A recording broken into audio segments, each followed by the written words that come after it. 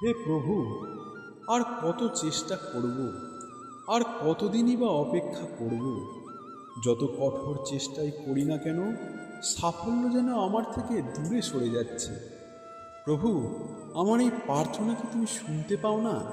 নাকি আমার জন্য কোনো পথই নেই? বলে দাও প্রভু, বলে দাও।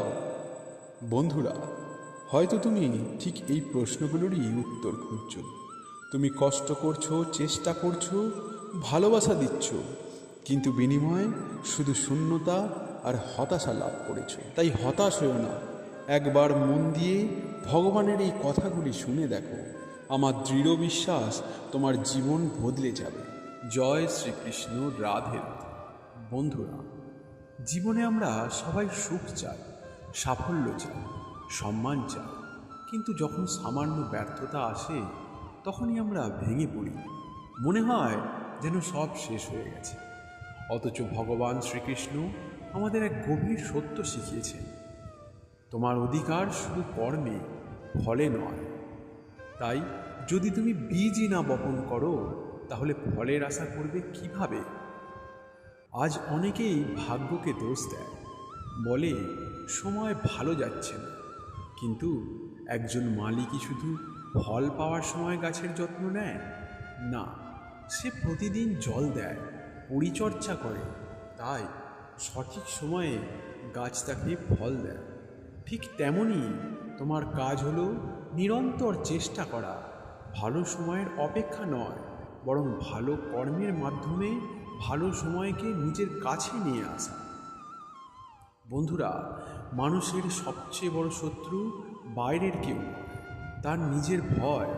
কেউ হারানোর ভয় পায়, কেউ ব্যর্থতা, কেউ বা ভবিষ্যতের ভয়। কিন্তু ভেবে দেখো, যা কিছু পেয়েছো তা একদিন ছেড়েই যেতে হবে। এই জীবনটাও একদিন শেষ হবে। তাহলে ভয় পেয়ে লাভ কী? যখন সংকট আসবে, সাহসের সঙ্গে তার মুখোমুখি হও। কারণ যে ব্যক্তি ভয়ের সামনে দাঁড়াতে শেখে, সাফল্য একদিন তার সামনে মাথা নত করতে বাধ্য হয়। জীবনের স্বপ্ন অবশ্যই দেখবে, কিন্তু এমন স্বপ্ন নয় যা তোমাকে নিজের স্বার্থের সাথে বন্দি করে দেয়। রেশম পোকার কথা একবার মনে করো, সে নিজের তৈরি সুতোই একদিন আটকে যায়, আর এমনভাবেই আটকায় আর বেরোবার কোনো উপায় থাকে না। আমরা যখন শুধু নিজের লাভ, নিজের স্বার্থ আর নিজের সুখের কথা ভাবি, তখন নিজের তৈরি মায়াজালে নিজেই বন্দী হয়ে যায়।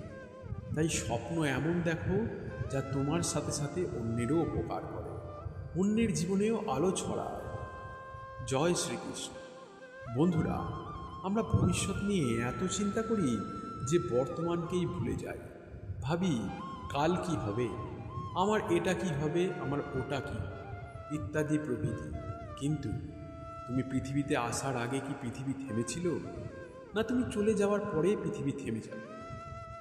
তাই আগামীকাল নিয়ে ভয় না পেয়ে আজকে কি করছো সেটার দিকে মন দাও। আজ তুমি যাকে সাহায্য করছো, কাকে অনুপ্রেরণা দিচ্ছ, কোন উদাহরণ রেখে যাচ্ছ, সংসার সেটাই মনে রাখবে। ভগবান শ্রীকৃষ্ণ কখনো বলেননি তিনি সব কাজ করে দেবেন। মহাভারতের যুদ্ধক্ষেত্রে তিনি অর্জুনকে শুধুমাত্র জ্ঞান দিয়েছিলেন। ধনুক ধরেছিলেন কিন্তু স্বয়ং অর্জুনই। যুদ্ধ করেছিলেন অর্জুন, জয়ও পেয়েছিলেন অর্জুনই। তেমনি ঈশ্বর তোমাকে পথ দেখাবেন, শক্তি দেবেন, আশীর্বাদও দেবেন, কিন্তু হাঁটতে তোমাকেই হবে, কর্ম করতে তোমাকেই হবে। সুখ, দুঃখ এবং শক্তি এই সব জীবনের পরীক্ষা। ঈশ্বর দেখেন সুখ দেখে তুমি অহংকারী হচ্ছ কিনা, দুঃখ দেখে তোমার ধৈর্য হারাচ্ছে কিনা, আর শক্তি পরীক্ষা করে তোমার বিনম্রতা। যে এই তিন পরীক্ষায় উত্তীর্ণ হতে পারে, তার সঙ্গী সাফল্যই হয়। বন্ধুরা, জীবনে তিনটি বিষয় তোমাকে কখনো নিয়ন্ত্রণ করতে দেবে না। প্রথমত ধন, দ্বিতীয়ত অতীত এবং তৃতীয়ত অন্যের মতামত। ধন তোমার সেবক হবে, প্রভু নয়। অতীত থেকে শিক্ষা নাও, কিন্তু অতীতের জালে বন্দী হও না। আর মানুষের কথা শুনো, কিন্তু নিজের লক্ষ্য হারিয়ে ফেলো। সময়কে নিয়ন্ত্রণ করতে শেখো, কারণ যে নিজের বর্তমানকে জয় করতে পারে, সে নিজের ভবিষ্যৎও সুন্দরভাবে গড়তে পারে।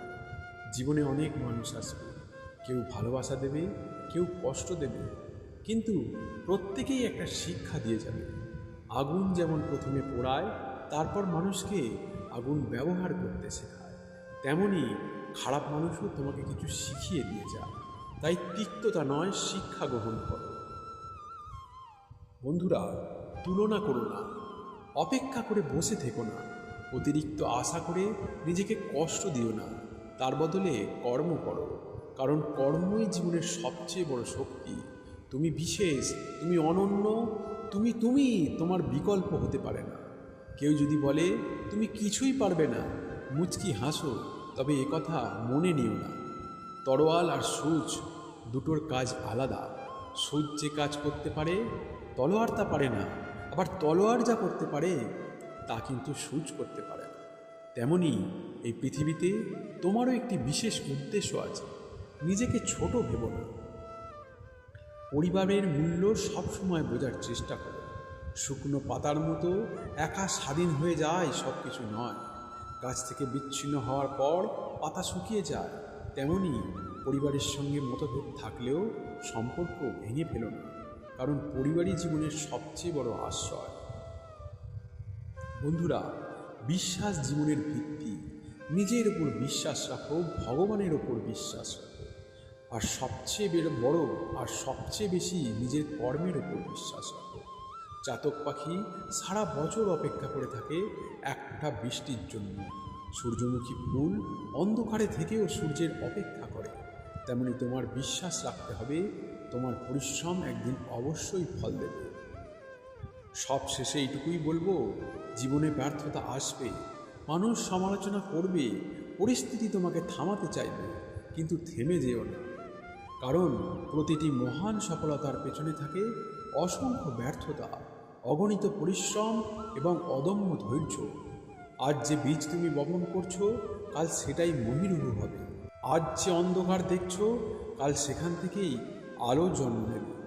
তাই নিজের কর্তব্য পালন করে যাও, ভগবানের ওপর বিশ্বাস রাখো, আর মনে রেখো, যে ব্যক্তি নিষ্ঠার সঙ্গে কর্ম করে যায়, ভগবান একদিন অবশ্যই তার পথ আলোকিত করে। জয় গীতা, জয় শ্রীকৃষ্ণ, রাধে রাধে।